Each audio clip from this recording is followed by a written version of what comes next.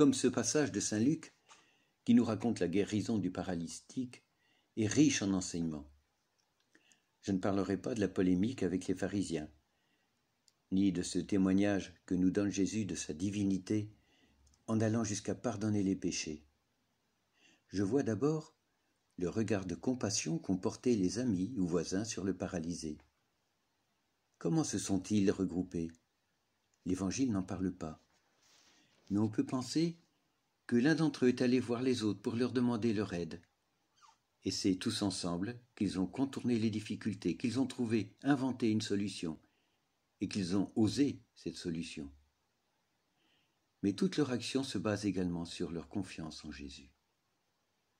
Nous voyons aussi dans ce passage que le regard de Jésus ne se limite pas à la souffrance physique du paralytique. Il le considère dans la réalité, la totalité de son être de chair et d'esprit, et la guérison passe par le pardon avant la guérison physique. Je suppose que vous avez pu échanger des expériences personnelles, vous avez dû demander de l'aide pour secourir une personne dans le besoin. Cela a pu revêtir bien des formes, et la pandémie a été l'occasion d'initiatives nombreuses où s'est manifestée cette charité inventive, grâce à l'aide d'autres personnes. Avec cette humilité qui voit le besoin et qui reconnaît son incapacité à agir seul, initiative d'actions en commun ou même de groupes de prière qui ont pu voir le jour avec beaucoup de fruits. Le commandement de l'amour m'implique directement et requiert une réponse personnelle devant l'inattendu, la détresse, les attentes du frère. Mais ce n'est pas toujours qu'il m'est possible de répondre seul aux mains qui se tendent vers moi. Nous n'avons pas tous la capacité d'entraîner, de réunir pour une cause qui nous touche, et nous pouvons nous sentir incapables d'imiter des Raoul Follereau, des Mères Teresa, des Coluche, ou Monseigneur Rodin, l'abbé Pierre. Ils ont osé, inventé, entraîné. Une inventivité qui d'ailleurs ne vient pas que de nos frères dans la foi. Mais qu'auraient-ils pu faire eux-mêmes s'ils étaient restés seuls? Et il n'y a pas que ces grandes figures de la charité.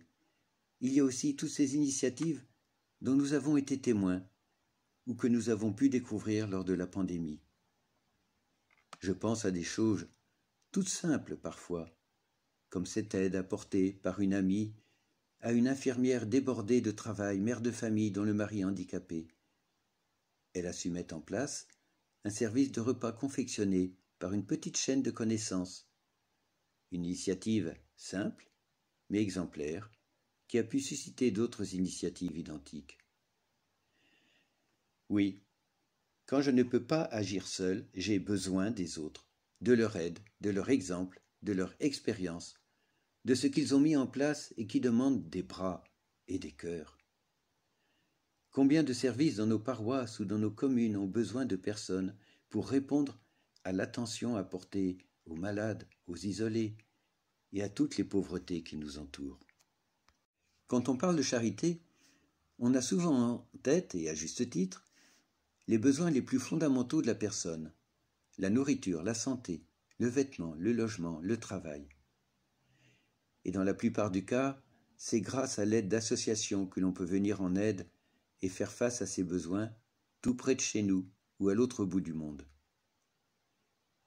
Peut-être 2 points que je voudrais souligner.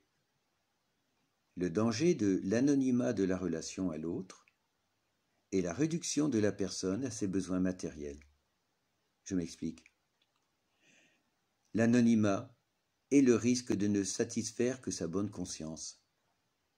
J'imagine saint Paul nous dire aujourd'hui « J'aurais beau avoir mis en place un système efficace pour venir en aide aux plus démunis des pays pauvres, s'il me manque l'amour. » Eh oui.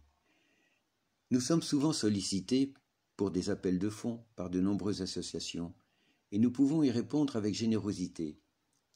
Mais il est parfois difficile de garder dans le cœur le souci de ceux à qui on est ainsi venu en aide.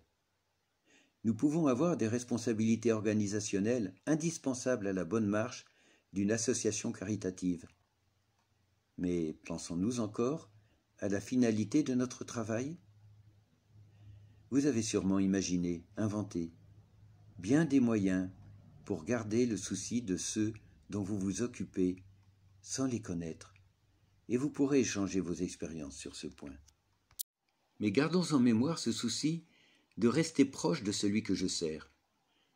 Ce peut être par une image collée sur mon frigo, image d'enfant dans la pauvreté, du visage d'un lépreux, d'une main tendue. Cette image va m'inviter à rejoindre les personnes que je sers, à les présenter dans ma prière, à offrir au Seigneur le travail peut-être fastidieux, ingrat ou répétitif que j'effectue pour eux. J'en viens au deuxième point que j'évoquais en vous citant ce passage de saint Matthieu. L'homme ne vit pas seulement de pain, mais de toute parole qui sort de la bouche de Dieu. Oui, l'homme ne vit pas que de pain, il a besoin d'être regardé comme une personne, avec sa dignité, sa soif d'affection, de considération et la réalité de ses besoins spirituels. Quand nous œuvrons dans une association, nous avons toujours à être attentifs à cette dimension sacrée de l'autre, soucieux que toute aide matérielle qui lui est apportée ne vienne pas blesser sa conscience, qu'elle ne l'humilie pas, qu'elle ne le maintienne pas non plus dans une dépendance. Combien de demandes dépassent les besoins matériels? Quand je visite un malade, je ne viens pas en tant que médecin. Quand je rencontre un prisonnier, je ne viens pas en tant qu'avocat. Je viens écouter, réconforter, découvrir les attentes, les besoins, et cela peut aller jusqu'à ce besoin spirituel, m'amenant à rendre compte de ma foi.